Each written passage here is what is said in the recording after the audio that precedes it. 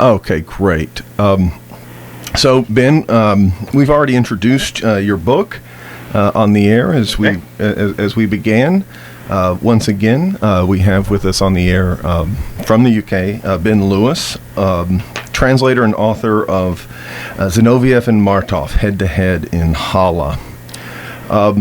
Perhaps we'll begin, Ben, by you giving a brief overview of the book as a whole before we kind of get into some more detailed questions. Okay, well, I think the kind of motivation behind the book was to make available quite a remarkable moment in the history of the European socialist movement to a much wider audience. That is to say, making available the speeches in particular of Zinoviev and Martov by translating from the German and the Russian respectively, because the thing about the Halle Congress is that it actually provides an almost unparalleled insight, really, into the self-understanding both of the Bolsheviks at that time and indeed what you could refer to as the left Mensheviks and their international supporters as well. So it's making available a debate that's been largely overlooked or forgotten. That was the main consideration.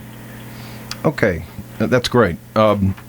So we're going to talk for about 20-odd minutes about some of the background for those who aren't, utterly immersed in this history as you and I are. So before we enter into the detail respecting the Halle Congress and its importance, let's establish, first of all, what were some of the circumstances that led to the altered landscape of the German left in the aftermath of World War I, in particular in the years that we're talking about from 1917 to 1921. Crucially, how did World War I itself represent a major crisis for the old German SPD? And as you write in Head-to-Head in Halle, the war, and with it the passing of political power into the hands of the military command, can be partly understood as the ruling class's challenge to the workers' movement.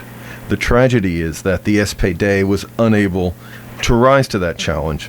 So how had that party, i.e. the SPD's vote to support, in howsoever qualified a way, the German government in World War I, how had that decision ramified through the war years, particularly as the real meaning of the war for what it would mean for the working class really was driven home with iron and misery, and how had that and how had it led to the dissolution of some of the most important party leaders in Germany, those who had stood by and watched this support happen, or even, God help them, been complicit with that, and what emerged from the ruins of the war and of the German left. So that's a great big invitation to talk about the immediate background and of course the splintering of the SPD. Okay, well, as you say, that's an enormous question or series of questions that covers quite a lot of historical ground. I think take your time in answering that. Yeah, no problem. In contextualizing this whole debate, I think that certainly my starting point is to look at a quote from Lenin, actually, in 1920, where he describes German social democracy, the SPD, as the closest thing that the Germans ever got to a revolutionary party, to a party that could make revolution. And that is certainly my starting point. And then looking at the decline and dissolution of that organization against the backdrop of World War I, then certainly tells us something about the organization's development and the ramifications of this collapse of this organization for the workers' movement internationally. As I said, the SPD was a model, really, for the international workers' movement, based on the openly and unashamedly the politics of Marxism.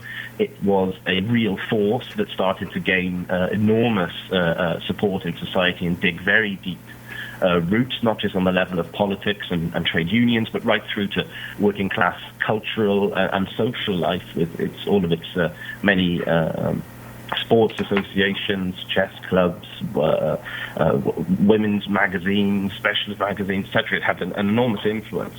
And seen in that light, then, we can kind of understand, given the hopes that many place in this movement, that when on August the 4th, 1914, following a deal also between the trade unions and the government, the SPD votes for war credits, that was an enormous shock. So, for example, I think reading his copy of the Times, I think it was, Lenin kind of just throws it on the floor and refuses to believe the news that he's heard. He cannot actually fathom that a party of such promise has now capitulated to the Kaiser state, which is effectively what happened. Now, it's worth noting as well, though, that right from the outset, right from the start, in the run-up to this vote, many went along with it just on the basis that this was some kind of aberration.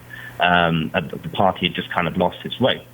And also noting that Karl Liebknecht, for example, who's held up quite rightly as a kind of hero of the internationalism, he went along on that day as well and voted with the credits, because in the view that actually things could change and things could be the party could be won over again, or won round to the principled positions against war, against putting the interests of one's own nation state first, etc., that have been codified in many resolutions of the Second International. He went along with that initially and said, well, that things can change.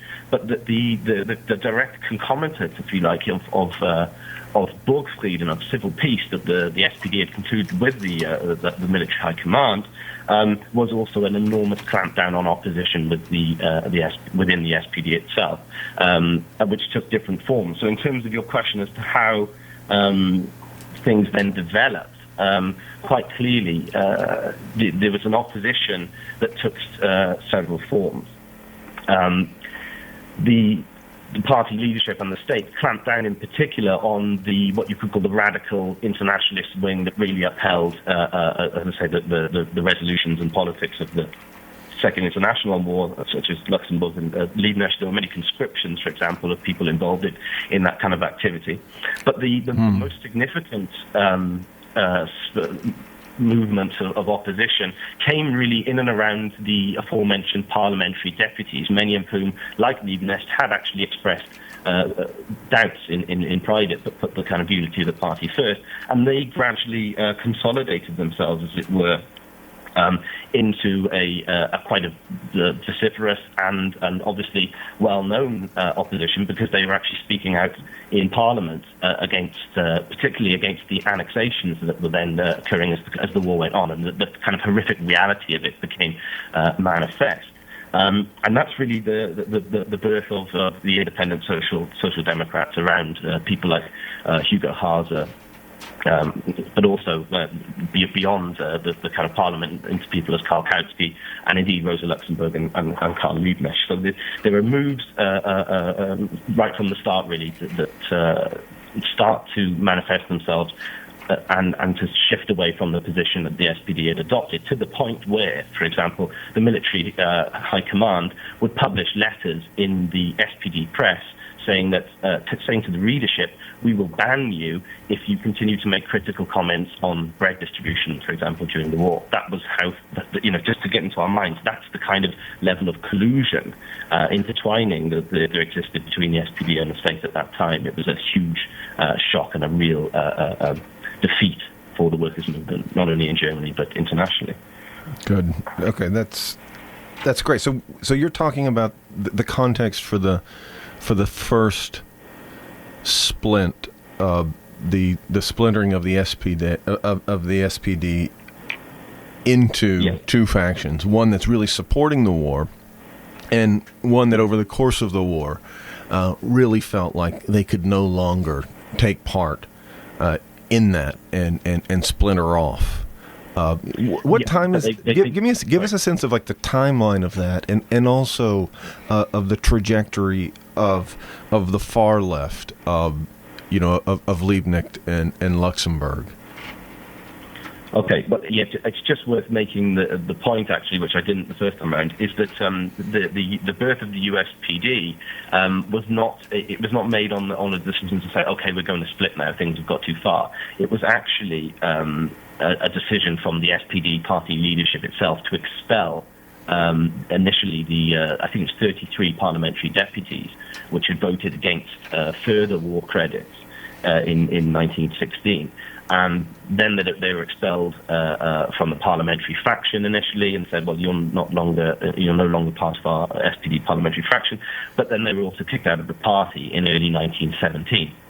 And the funny thing about World War I in that sense, and the opposition to it, particularly within Germany, is that really we only start to see a kind of increase, a radical upturn in opposition to the war, really in about 1917, 1918, as things get worse, but also as things change objectively within the world. So, for example, the founding Congress of the USPD, which, as I've said before, included all sorts of trends of thought within the German working class movement, that took place against the developments in Russia and the fall of the Tsar. And really, I think it was Hugo Haase who was in discussions at the Congress. He referred to this as a light from the east. Mm. And really, the whole of this process, right from 1917 through to Halle in October 1920, can be seen as really resulting from the impulse that was given from the Russian Revolution, the manifestation of some forces actually doing something and carrying out for real, and that really hammered home and made worse and exacerbated some of the contradictions that were already latent and manifesting themselves in the German workers' movement already. Because then the immediate question is, okay, well, what about Russia now? What's its relationship with us? What about the nature of the revolution? What does that mean for Germany, etc., etc.? And this is especially because, in a lot of ways, the war was sold to the German workers as a war against Russian barbarism, and absolutely. And here the elan of revolution is emanating precisely out of Russia. Exactly. I think there's a lovely Karl Kautsky quote from, I think, 1902, where he says, "Nowhere is the cause of socialism so advanced as in the land of the illiterates," which is Russia. And really, as you say, that when people in Germany start to see that, it has enormous ramifications. So then, as I say, you see a burgeoning of anti-war opposition. It's also to do with the objective circumstances that things are just getting far worse. And you see then the increase in popularity of the slogans like "All power to the Soviets," "We need to form workers' councils," etc., etc. That becomes kind of on mode. It becomes fashionable and is taken up by more and more people. And that again leads to further complications and strains on the relationship within the forces of the USPD. Which, just to make the point, people like Karl Kautsky and Edward Bernstein really only joined the USPD initially in May 1917 with the greatest of reluctance. They really thought this is going to be a complete disaster because look who's working with us, the Spartakists, what they've described as the mad kind of ultra-leftists of Luxemburg and Liebknecht. And they said, look, we will only go along with this to ensure that we win peace, and then we'll have to deal with these people. And that is kind of how things unfolded later on. And so the opposition that was most kind of principled, but at the same time rather small and marginal in the German workers' movement, were those around the Spartacus, Luxemburg and Liebknecht, their Spartacus letters, and their principal struggle to turn the imperialist war, as they rightly saw it, into civil war and the seizure of political power by the working class. And that's where we, again, in the run-up then to the fall of the Kaiser and the defeat of Germany, that these questions become immediately posed. It's not just any longer about Russia, but also now what do you do in Germany now that this the state has quite clearly collapsed, and what is to be done now? That becomes a leading question. Okay, because in some ways, we're dealing with a history that is on the one hand we have the party that upheld unity on the left, the unity of working class forces. The German party, which was so impressive in its party press, in its civil society institutions, in its organizational strength generally, and then after the war, we're seeing the multiple splinterings, and of course, the Halle conference itself, which we're going to get to, is all about splitting the USPD. Yeah. So I want to talk a little bit about this question of unity and splitting. It's the kind of stuff that that leftists used to understand much more fundamentally, I think, than they tend to today.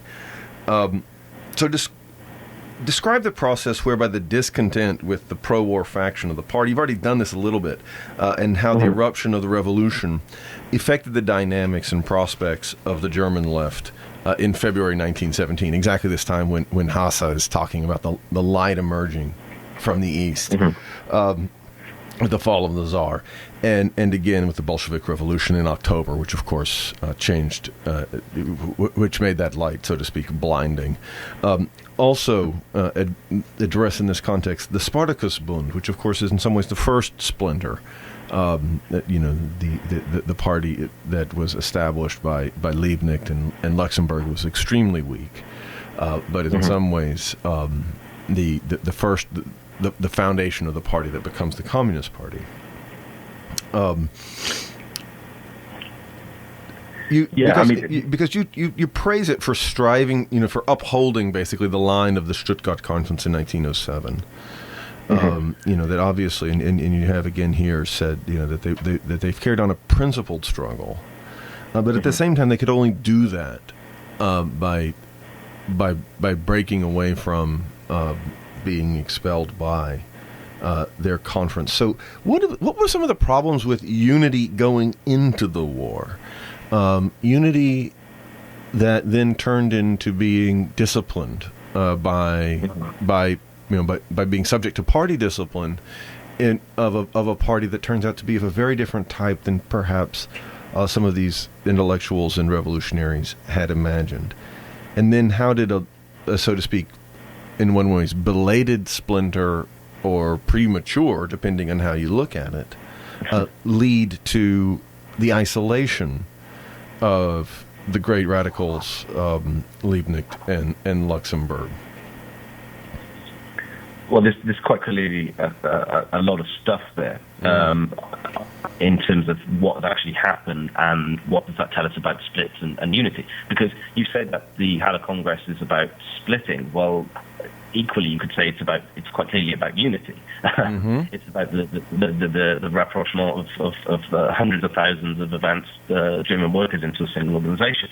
But these questions are extremely pertinent because it immediately raises the question of what was the SPD and how did it operate.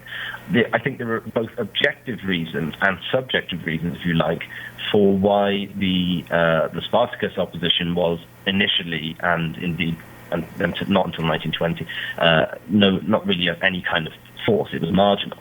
I think objectively it kind of relates to some of the things I've said about what the nature of the opposition to war was. Karl Radek makes the point, for example, that many workers were actually quite reluctant to take real opposition in the sense of mass demonstrations and strikes to the war because of the way that the state and with it the politics of Volksfrieden and civil peace dealt with the most radical demonstrators, i.e. you'd be conscripted. Yeah, there was a real risk to actually come out and seriously oppose the war, and that's why he says actually the USPD reflected it had all the birthmarks of this kind of situation in Germany at that time. I.e., it took mainly a parliamentary form and a certain peace about annexations type form, as opposed to the kind of Stuttgart Congress 1907 stuff. I think also there's a reason why Luxembourg and her forces were marginal, in that she did not have a visible opposition within the SPD until really the outbreak of the war. She was known as a radical and as an oppositionist, but really she didn't have her own particular unique voice within that party as a faction, if you like. And whereas the kind of the Kautsky Centre, as of 1910, really did. I mean, it had Die Neue Zeit, it had a lot of the press, it had a big support and visible support. So I think it's no accident historically then that things panned out the way that they did. If you take the point, and in that sense. Mm-hmm. It's not the question of splitting for me is a secondary consideration, but the point which you raised, which is absolutely correct, is that there wasn't something earlier which manifested itself as a clear opposition, not just to the SPD right, but also to the kind of centre and its kind of hazy, wishy-washy opposition to the war. I think that's really explains why. In part, that the left opposition was initially rather marginal, and indeed, the decision to split from the USPD to form the KPD in December 1918, January 1919, was precisely premised on, look, if we stay with these people, if we stay in the same organisation as those who've just been in a provisional revolutionary government, so-called, that has kept troops in Eastern Europe, that has cracked down on demonstrations here with violence and oppression. If we stay that, we are not being stay with these people. We are not being loyal to the revolution. Mm-hmm. And really, then for the next year or so, maybe year and a half, that new force was isolated. It was actually isolated. The USPD grew as a force. I think at one point it attracted 200,000 members within 3 months. It grew at the SPD's expense, but because the KPD said, well, we need to split, we need to be pure, we can't really muddy ourselves with trade union work alongside some of these people, they were isolated. So the question of splitting and unity, whether you split or not, is in that sense a tactical consideration as to the timing. But there is, as Paul Levi made clear at the Second Congress of Comintern, there is a sense in which the KPD and its birth was both too late, for reasons I've outlined, and also too early, because when they split, they had scarcely no impact at all on the ranks of the USPD and the workers more generally. Only with Halle in 1920 is there a real mass split towards the direction of communism and the American Communist Party. So those, I think that broadly answers the questions that you were raising. Yeah, just 1 second, Ben. We're going to have to make a brief public service announcement here. Okay. Smoke alarms. If a fire breaks out in your home while you're asleep, how will you know? Smoke and heat build quickly, making every second count. A smoke alarm can alert you to the danger and make the difference between life and death. Install a smoke alarm on every level of your home and replace the battery every year. And don't you forget to do that either, Ben. Noted. Thank you, Spencer. Just to remind everyone, this is Radical Minds on WHPK 88.5 FM. It's currently 3:29 here in Chicago, and I'm your host, together with my co-host here in the I'm your host, Spencer Leonard, together with my co-host, Watson Ladd. Watson is here helping me man the controls today. And we're on the air with Ben Lewis, co-author of Zinoviev and Martov, Head-to-Head in Halle. And Ben is with us live from the UK. So, Ben, just carrying on, why don't you, in a sense, I think you've it's been in the background of what you've said, but to draw it out and make it a little bit more explicit.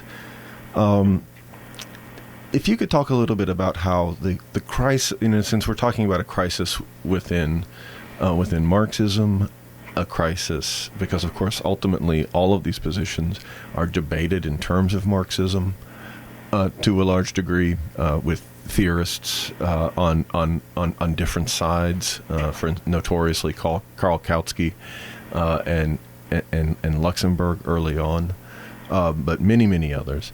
And also, of course, a crisis within international socialism and the left more generally. How we arrive at a situation in which, in a fundamental sense, we have leaders of the working class in more or less open civil war with, in a sense, political fractions of the working class in more or less open civil war with other fractions of the working class. I don't think that this aspect of the German Revolution is fully understood. So if you could address that very briefly, and in particular the formation of the German government by the rightists within the SPD, and the kind of role that they took in putting down the revolution, both in Russia and in Germany itself. Yeah, it's sometimes difficult to get our heads around exactly what happened, given that these people then come into power and do what they do, as you say, crush the revolution both at home and abroad, and given where they come from, that is very difficult to fathom. I think the problem comes, and it was quite clearly evident in 1914, when the majority of an organization, or large swathes of an organization, programmatically and strategically committed to the existence of the nation state and the existing constitution. The role of the SPD, for example, and also the USPD, we have to remember that in November 1918, there was actually a provisional government formed on the basis of three commissars, people's commissars from the SPD and the USPD, so a deal was reached. Mm-hmm. And certainly the way that the SPD understood things and kind of convinced a vacillating, if you want, the right of the USPD into going along with them, certainly how they saw things was that essentially their understanding of socialism had been achieved. There was now peace of sorts. There was an 8-hour day. They had extended the suffrage for the first time to women and everyone under 20, I think. And that's how they framed and understood and justified their socialism. It was, as I say, within the framework of the old constitutional order, and it was based on the old pillars of the state bureaucracy and the military high command.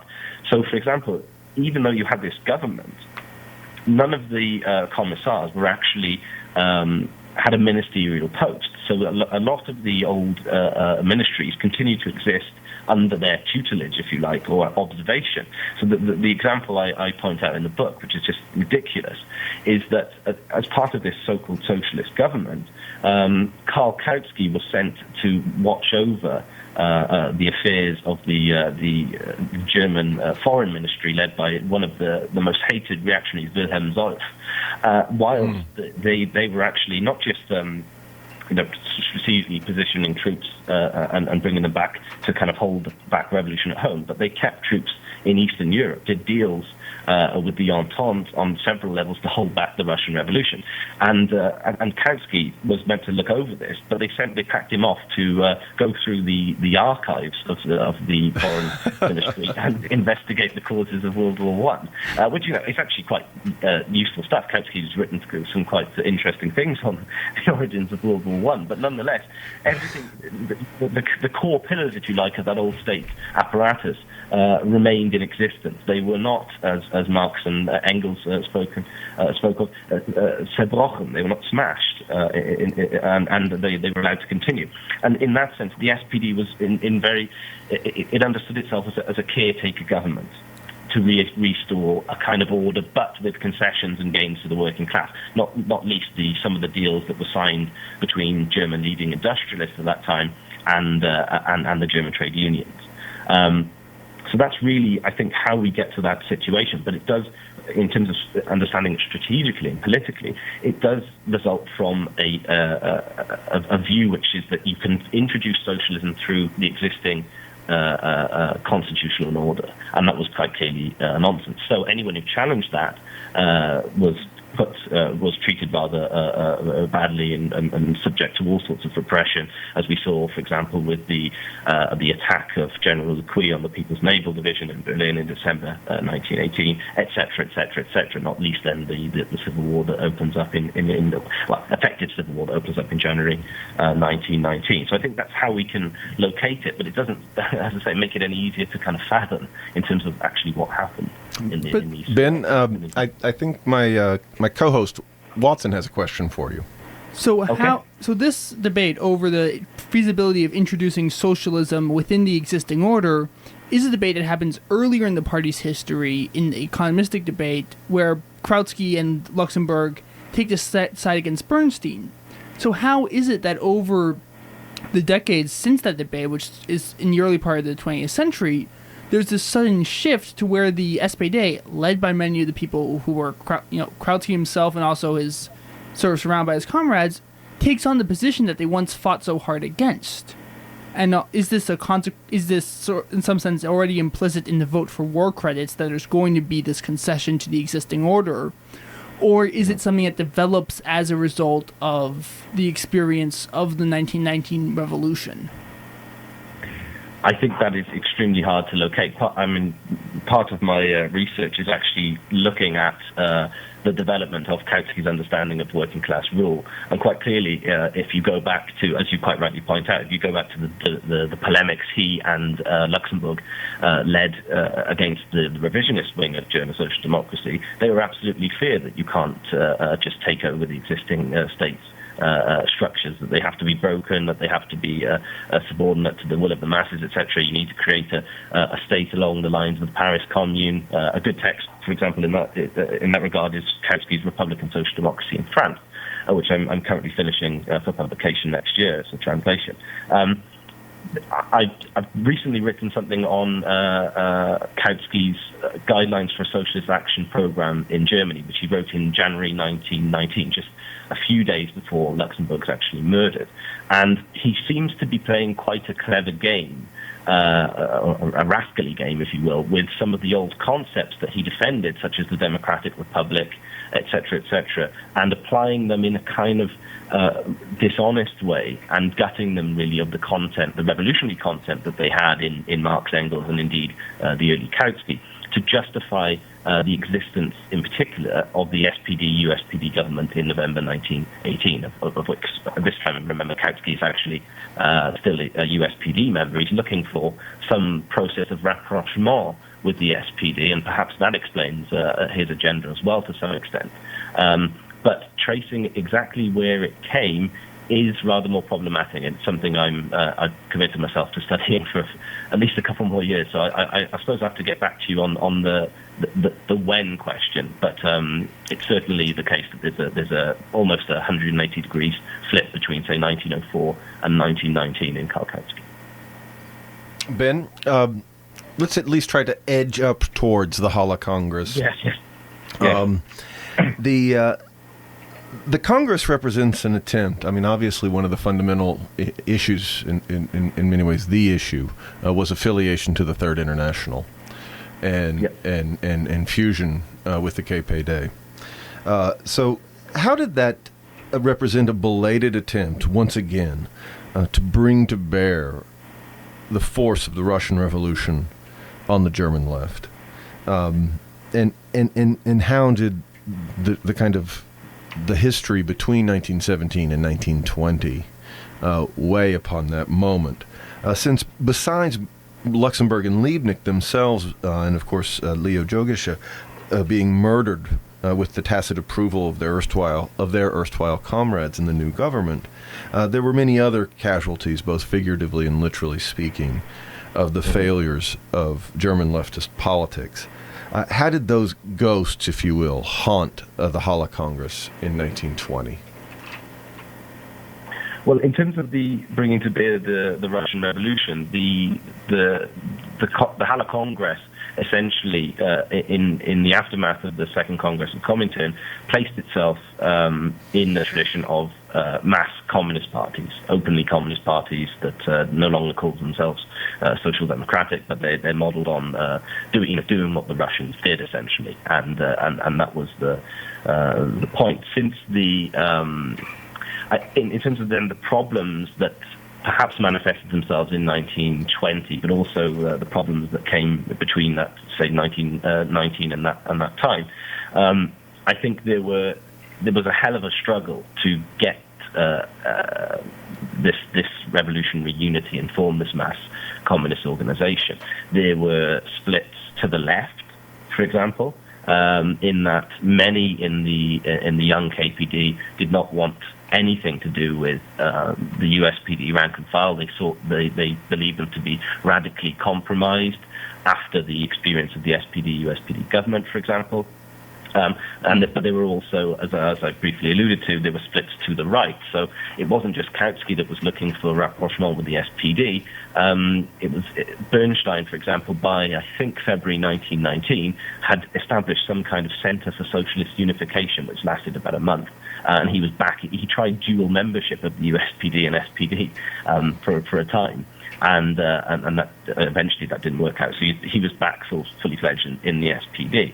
So the whole period between if you like, the opening of the German Revolution and the unity created in October 1920 is marked by many of the discussions, perhaps on a slightly higher level, that have informed the original splits, if you take the point.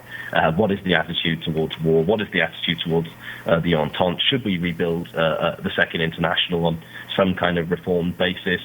Do we split altogether? Do we form a Third International, etc., etc.?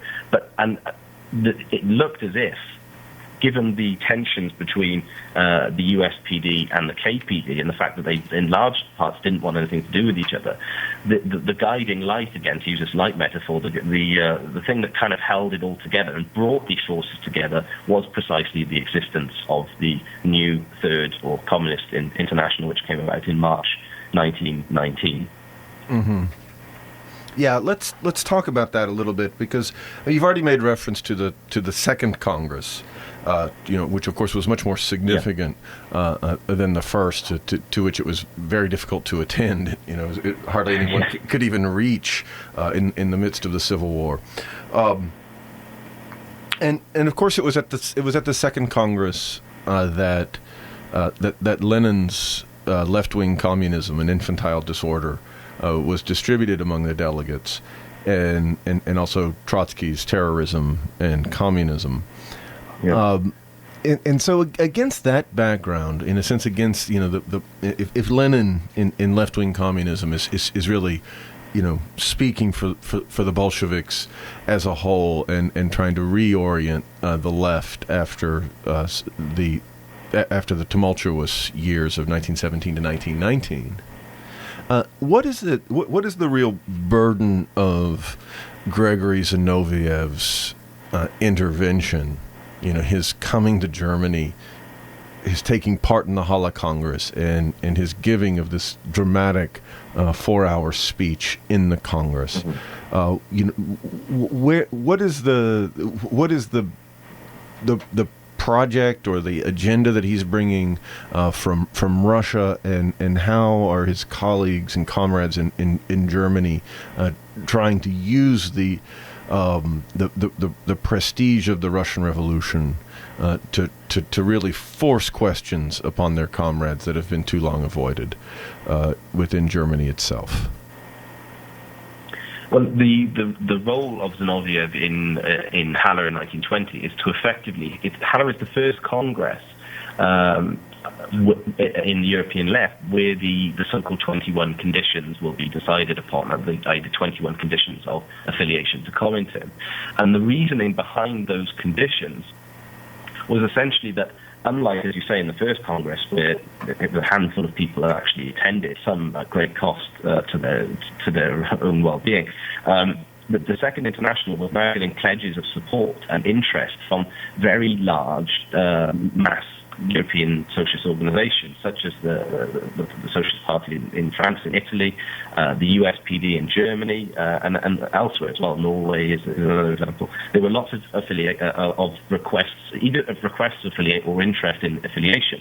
And Zinoviev, in that sense, is basically making the point that given what is going on in the world at the moment, I mean, at the Second Congress, for example, they're actually following the Polish-Soviet war on some kind of map day by day as it goes on. Given the kind of urgency of what's happening, we cannot afford a kind of collapse from within a la the Second International. That means that we have to keep out the centrist forces that pay lip service to what we're about, but perhaps will not support it. So they name people like Kautsky and say, you must break with these people. There's no way that we can now exist in the same organization, given what's in front of us, given the tasks ahead. We need clarity, and once more clarity, as Zinoviev said. And he also admitted that, okay, you can have 5,000 conditions, and you can accept 5,000 conditions and still remain a Kautskyite, as he puts it. This isn't a communist baptism, but it's a clear commitment to continuing the revolution across Europe. So when he arrives in Halle in 1920, of course, he is used as extremely well-known speaker, somebody who's highly respected from the Bolshevik Party, and held up as the model in that sense, quite rightly. And then the opponents of the USPD left, as was who get Zinoviev along, they actually managed to get Martov, Julius Martov, who isn't exactly a kind of lightweight himself politically and extremely well-known. But if I may, I'll just read a quick quote, which I think underlines what Zinoviev was about, essentially, at the Halle Congress. Absolutely. I think Zinoviev hasn't been heard here in Chicago in a few years, so let his voice be heard. We shall set the record straight. This is Zinoviev in the 4-hour speech to which you alluded. He says, Menshevism or reformism is an international phenomenon. You see it in Russia, Germany, France, Italy, in America, everywhere. Comrades, it was said here, well, would it not be better to join together in one front against the bourgeoisie? Certainly, that would be very good and desirable. Yet, unfortunately, that is still impossible. The situation is the following. The working class is already strong enough that, if we are tightly united and openly fight for communism, we can bring the bourgeoisie to its knees, and there's brackets, lively applause. If the workers are still slaves, then this is because we've still not stripped off the legacy of rotten ideology within our ranks. When the working class becomes intellectually emancipated, then there is no force in the world which would dare to fight against it. So essentially, he's making the point that, yes, we are for the broadest and largest organizations. We want unity. We want the unity of the working class, but on certain fundamental commitments to the working class taking power. And that was the role of the 21 conditions and essentially the broad thesis he defended in Halle. He uses one example to illustrate the point and says, well, look, if you have an army of 800 people, 200 of whom are rubbish and useless and lazy and don't do anything, it's better to have an army of a disciplined army of 600 real tried and tested selfless fighters, because you'll achieve much more, which again is perhaps problematic as taken down to today's left, but it certainly was opposite to the time, I think. One last question on history, on the history that we're discussing before we sort of turn to the question of the way we relate to history today. Yeah. And that is just to sort of round things off for our listeners. If you could describe, what came out of the Halle Congress, what were its immediate consequences, and of course the consequences of Zinoviev's speech. To what extent did he achieve, what he and the Bolsheviks set out to achieve, and of course their comrades in Germany set out to achieve. And what are some of the most important events? I mean, we're not going to go into the entire interwar period here, but in the immediate years following the Halle Congress, where does the left where does the left split of the USPD end up going? The new Communist Party in Germany. Well, it's quite clearly the case that the work that not just Zinoviev, but as you say, the German communist USPD left in Germany had put in had completely paid off. I mean, the Zinoviev does perhaps express reservation at the end of his speech, where he says, "Well, look, we've now achieved a split between the rapprochement of hundreds of thousands of advanced workers in a single party, for which it was called the United Communist Party, the VKPD, which will meet now in December 1920. We've achieved that. That's wonderful, but we still have a long way to go to win the majority of the working class to our banner." And really, if we can talk of ghosts that haunt the German workers' movement right from 1918 onwards, it is that fundamental basic lesson that revolution can only be made on the back of a conscious majority support. Because despite the wonderful achievement of Halle in 1920, where you have an enormous, I think it's 375 to 400,000 strong Communist Party, by March of the following year, March 1921, that party is not quite in ruins, but almost. It's lost half of its membership, and a lot of its leading people are actually in jail following the so-called March action. So there's a kind of paradox here, because on the one hand, it's quite clearly the case that the Bolsheviks, the Russian Revolution, and the Communist International brought together these forces into a single organization, instigated and cemented their unity. But then, given the overriding needs of the Russian Revolution to expand the trouble it was in 1921, actually pushed through unnecessarily an attempt to seize power in Germany as some kind of way of muddling through, I think. And that was not challenged by the German leadership, and it led to disaster. For there was some of the responsibility for which Zinoviev must also bear. But no, I think the positive and enduring thing to be taken out of this, which must be separated from the experience of March 21, I think, because they are two different things, is the coming into existence of a mass communist force as part of this wave unleashed in 1917. I think that's the kind of enduring theme, certainly one of the motivations behind putting this stuff out there. Okay. I want to remind everyone that you're listening to WHPK 88.5, and this is Radical Minds. It is at present 3:52. Ben, we've just got a few minutes left, but you make some provoking comments in the introduction respecting, in many ways, the current state of the study of history and also the current state of intellectualism, really. But before I ask you about that, I have to make one more brief public announcement. Okay. And that's to remind everyone out there, especially if you're driving now, that when you're driving around the block or up the street, you don't need to wear a seatbelt because you think you're not going to be in a car crash, right? Wrong. Because anybody who's ever been in a car crash can tell you they never saw it coming. So always buckle up. Always. Okay, now we're back with Ben Lewis. Ben, why is it important for us on the left to be concerned with our own history? Why can't we just simply let the dead bury the dead? The past is gone, and move on without all of these, endless discussions and inevitably, controversial discussions of the past.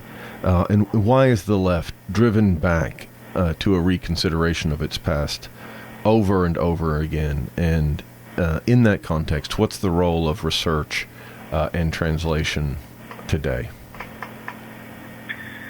Well, I suppose the one way into that would be to repeat what Professor Bertel Ullman said about the Halle book. He said, well, look, this question in 1920 might seem slightly esoteric and academic. He says the answers that came forward from both sides have proved fairly relevant to every left debate that's happened ever since. And there is a sense in which given the subordinate position of the working class in bourgeois society, where bourgeois ideas are the ruling ideas, there is a sense in which many of the problems that are posed for the workers' movement in how to respond to this or that event, to war, for example, to the question of government, that there's a sense in which they have been already discussed in different circumstances and under different conditions. But we do have a very rich tradition and history, not just in terms of the workers' movement, but history more generally, which we can draw from, learn from, and hopefully build on. It's kind of cliched, but those who do not learn the lessons of history are condemned to repeat all the errors that we've seen thus far. So I think that's the kind of the first thing to be said.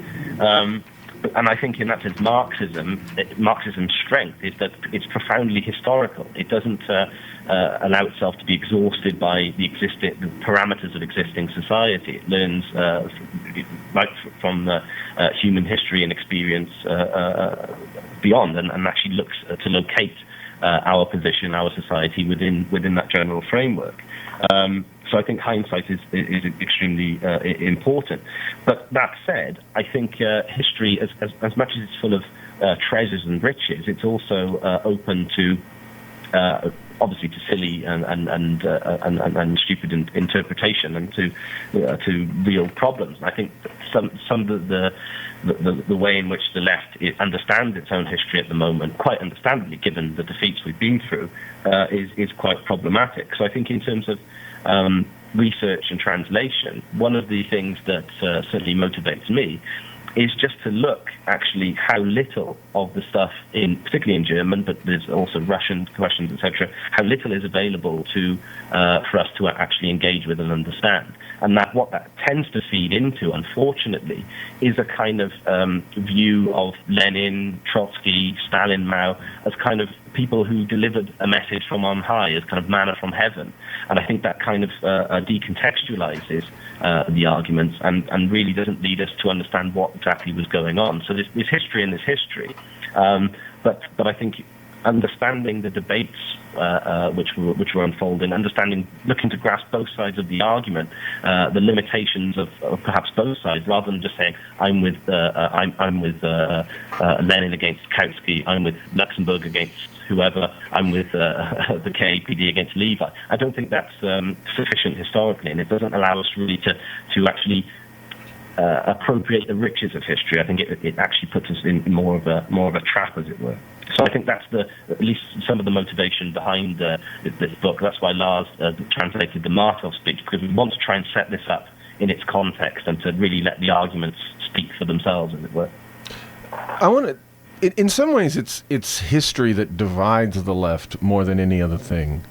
The landscape of current groupuscules and left sectarian organizations is, of course, the product of history.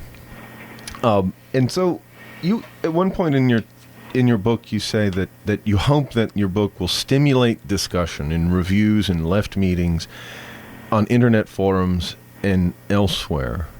And I wonder if you could talk a little bit about the kind of discussions that need to take place on the left today, because of course the question of history is multiply vexed on the left because of the way in which it produces our own, so to speak, political present.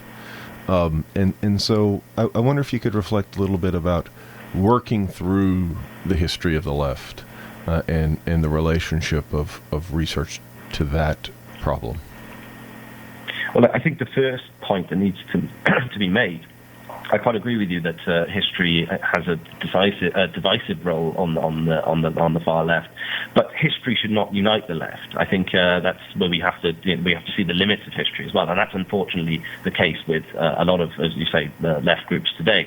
They are actually based on agreement, not just on absolute iron agreement on everything today, but also certain historical positions, i.e. the nature of the Soviet Union, the nature of the transition program, etc., etc., etc. These to me are a dead end in terms of political unity.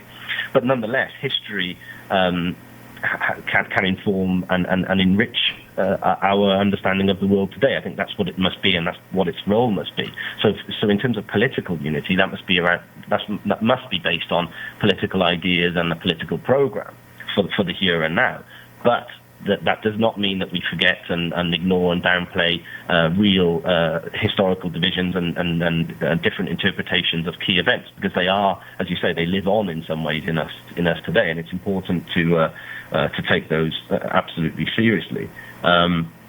And yeah, so that for me is both the role of history, but also its limitations. I think the left is divided because it's based on a very, very narrow and wrong view of all the bad things of the Third International, like the banning of factions and the products of defeat, as opposed to the good lessons to be drawn about the need for open discussion, the need for democracy, the need for ideas to actually bring us together and unite. Because quite clearly, as you'll see in the Halle book, Zinoviev speaks for 4.5 hours, Hilferding speaks for 3 hours, Martov speaks for at least an hour.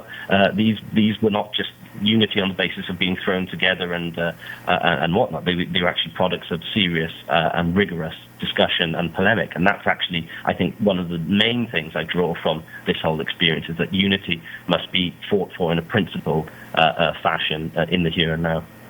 Ben, I want to thank you so much for being on the show. Thanks for having me. Oh, absolutely. We've been talking with Ben Lewis, and once again, Ben is author and translator, together with his friend and ours, Lars T, of Zinoviev and Martov, Head to Head in Halle, and that is from November Publications, 2011. You'll be able to find November Publications online. Once again, thanks for being on the show, Ben, and that's it for us today on Radical Minds. Ben, I'll talk to you soon. Bye-bye. Take care. Mm-hmm. Bye. Bye.